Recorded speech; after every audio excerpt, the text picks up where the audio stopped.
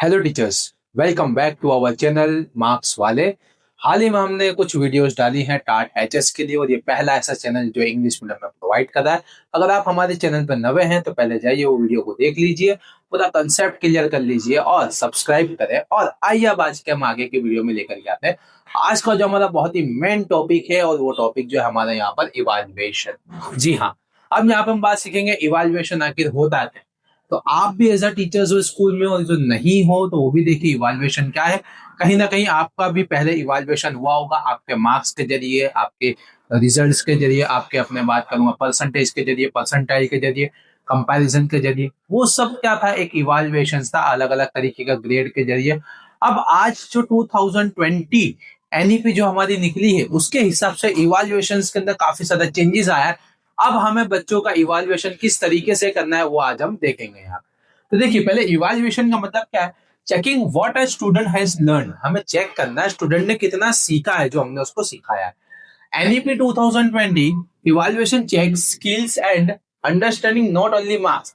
2020 की जो एनईपी है ना, वो क्या चेक करती है? स्किल्स चेक कर रही है और अंडरस्टैंडिंग। बच्चे को जो हम पढ़ा रहे हैं वो कितना समझ रहा है, उसके बाद में उसकी स्किल्स कितनी इंप्रूव हो रही है। अब 2020 की जो एनईपी है वो खाली मार्क्स के ऊपर डिपेंड रहती नहीं है। अब जरा देखिए, इसके मेन पॉइंट्स हमने लेकर के आए हैं। मेन पॉइंट समझिएगा क्या है। सबसे पहला मेन पॉइंट है होलिस्टिक डेवलपमेंट। होलिस्टिक डेवलपमेंट के अंदर हमने कैटेगराइज करा 4 पार्ट के अंदर। पहला है academic knowledge. First of all हमें क्या करना है, बच्चों को एकेडमिक नॉलेज देना ही है जो हम दे रहे हैं यहाँ पे, ठीक है। उससे क्या होगा, बच्चा समझेगा कि उसके कोर्स में है क्या। सेकेंड थिंग क्या है, स्किल्स एंड कम्युनिकेशन थिंकिंग। अब जब हम एकेडमिक नॉलेज दे रहे हैं, साथ साथ में हम एकेडमिक नॉलेज इस तरीके से उसको दे, इस तरीके से उसको पढ़ावे कि वहां से उसकी स्किल्स बढ़े, उसका कम्युनिकेशंस बढ़े, मतलब टू वे कम्युनिकेशन हो गए, जिससे क्या रहेगा, बच्चे का कम्युनिकेशन स्किल्स क्या होगी, अच्छी बनेगी। उसके बाद में क्या आएगा, बिहेवियर डिसिप्लिन। हम जब पढ़ा रहे हैं, हम जब उसको एकेडमिक नॉलेज दे रहे हैं, तब जब हम उसको एजुकेशन दे रहे हैं, उसका कम्युनिकेशन बढ़िया है, उसको बिहेवियर के बारे में सिखावे, बनेगा, उसका बिहेवियर अच्छे से अच्छा बनेगा और साथ साथ में उसका डिसिप्लिन के अंदर आवे। डिसिप्लिन बहुत ज्यादा इंपॉर्टेंट है लाइफ के अंदर। एक डिसिप्लिन करा हुआ बंदा आखी दुनिया को जीत सकता है और एक इनडिसिप्लिन बंदा कितना भी ताकतवर हो, कोई भी तरीके का हो, वो जीत सकता नहीं है। उसके बाद में बात करेंगे क्रिएटिविटी। यस, हर स्टूडेंट के अंदर एक डिफरेंट टाइप्स ऑफ क्रिएटिविटी है। जरूरी नहीं हर स्टूडेंट टॉपर है, नो डाउट। कुछ ऐसे स्टूडेंट भी होंगे जो आगे चल के अच्छा खासा बिजनेस करेंगे, बहुत बड़ी बड़ी पैसा कमाएंगे, बहुत सारी चीजें करेंगे वहां पे। तो हमें क्या करना है, हर स्टूडेंट के अंदर एक क्रिएटिविटी जो भरी हुई है, जो बाहर नहीं निकाल पा रहे, तो हमें उसको समझ करके उसकी क्रिएटिविटी बेस में उसको आगे बढ़ाना। उसके बाद हम बात करेंगे, the second one is about that competency based assessment. देखिएगा जरा, ये रोड लर्निंग, देखो यहाँ पे रोड लर्निंग यहाँ पे लेस हो गई। रोड लर्निंग का मतलब क्या होता है, ट्रैफिक। पहले कैसा था, ये हमने दे दिया, ये उसको पढ़ा दिया, रट्टा मार लेता था बच्चा, एग्जाम में लिख देता था। अब उसके ऊपर भार एकदम कम कर दिया 2020 एनईपी के जरिए। अब क्या है, understanding, application and problem solving. बच्चा कितना समझा है और कितना वो अप्लाई कर रहा है, और प्रॉब्लम सॉल्विंग वाले सारी चीजें आएंगी, मतलब केस स्टडी की ओर अब हम आगे बढ़ेंगे। उसके बाद में आता है कंटिन्यूअस असेसमेंट। अब देखो, एज अ टीचर हमें क्या करना है, बच्चों का कंटिन्यूअस असेसमेंट लेना ही है। उससे पता चलेगा हमें कि जो बच्चा है वो, उसका परफॉर्मेंस, उसका अप्रेजल कितना है, आउटपुट कितना है। तो किस तरीके से हम लेंगे वो चीज देखना है। क्लास टेस्ट लेनी है छोटी छोटी, ओरल क्वेश्चंस करने हैं उसको, कुछ एक्टिविटीज बेस्ड में उसको ले आना है। जैसे अपने साइंस फेयर हो जाता है स्कूल में, कॉमर्स फेयर भी हो जाता है, अलग अलग हम एक्टिविटीज देकर के आते हैं प्रोजेक्ट बेस के ऊपर। उसके बाद में आता है असाइनमेंट, असाइनमेंट बेस के ऊपर भी हम कर सकते हैं। फिर अब बात आती है 360 डिग्री असेसमेंट। अब हमें क्या करना है, ओवरऑल 360 डिग्री असेसमेंट कैसे करना है। ये क्वेश्चन बनेगा आपका टाट एचएस के अंदर कि इवैल्यूएशंस के अंदर 360 डिग्री असेसमेंट किस तरीके से होता है, इस प्रकार के क्वेश्चन आएंगे। लास्ट ईयर भी आए हुए थे।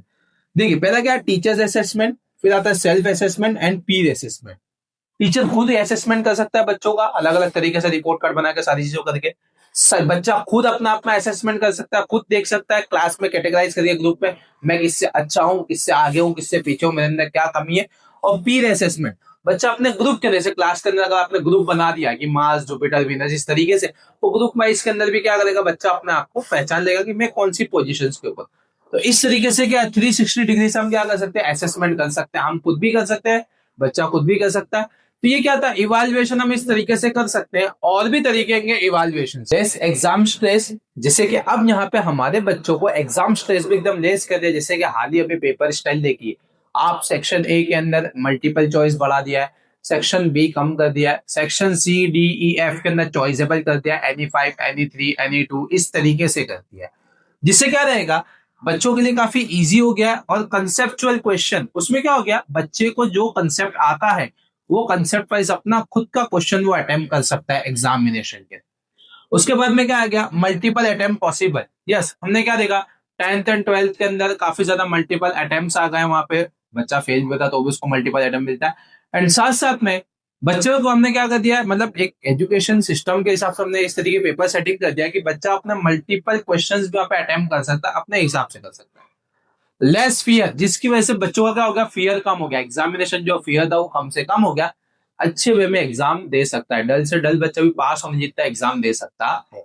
उसके बाद में हम बात करेंगे यहाँ पर एक परख तरीके से आएगा, परख, PARAKH। देखो ये परख का पूरा मतलब क्या है, P मतलब परफॉर्मेंस, A मतलब असेसमेंट, R मतलब रिव्यू, A मतलब एनालिसिस ऑफ, K मतलब नॉलेज फॉर, H मतलब होलिस्टिक डेवलपमेंट। ये पूरा परख का मतलब क्या है बेटा, कि स्टैंडर्ड सिस्टम और फेयर, कि बच्चा जो भी है हम क्या करेंगे, उसके परफॉर्मेंस एनालाइज की वजह उसको परख करेंगे, स्टैंडर्ड सिस्टम और फेयर रिजल्ट उसको बना के देंगे, एकदम फेयर वो सारी चीजें रहेगा, जो इसका मतलब है, मीनिंग है, और ये एग्जाम में आ गई है। The last one is about the holistic report. Now, what is the holistic report? इसको देखना। अब हम जो रिपोर्ट कार्ड बच्चों का बनाएंगे, किस तरीके का रिपोर्ट कार्ड के अंदर क्या क्या चीज रहेगा। सबसे पहले जी मार्क्स तो रहेगा, जो भी उसके मार्क्स है वो। उसके बाद में उसके स्किल्स रहेगा, अब उसके अंदर स्किल्स वहां पे जोड़ी जाएगी, स्किल्स के अंदर A+ था, B+ था, वो चीज है। उसके बाद में उसका बिहेवियर, बिहेवियर के बारे में भी लिखा जाएगा रिपोर्ट कार्ड के अंदर। और लास्ट वन प्रोग्रेस, उसका प्रोग्रेस कैसा था, good, fair, average, excellent, outstanding. तो ये इस तरीके का क्या था, मेन पॉइंट्स थे इवैल्यूएशन करने के, जो आफ्टर 2020 एनईपी के बाद में गवर्नमेंट ने हमको पे लागू करके दिया, जिससे ओवरऑल हम बच्चों का पूरा परफॉर्मेंस को मेजर कर सकते हैं। यही हमारा मेन मोटिव है। एक मैंने आपको बताया ना पे, कि जिससे अपने स्किल्स एंड अंडरस्टैंडिंग दोनों चेक कर सकते, सिर्फ मार्क्स चेक कर सकते नहीं है। तो अभी का ये हमारा इवैल्यूएशन था, जहां से हमारा टॉपिक कंप्लीट होता है। हमारे चैनल को सब्सक्राइब करिए, उसको शेयर करिए ज्यादा से ज्यादा, ताकि मैक्सिमम नंबर तक के लोगों तक के पहुंच पाए और लोग अच्छे से सीख पाए इंग्लिश मीडियम की चीजें। सब्सक्राइब करना ना भूलिएगा। Thanks for watching.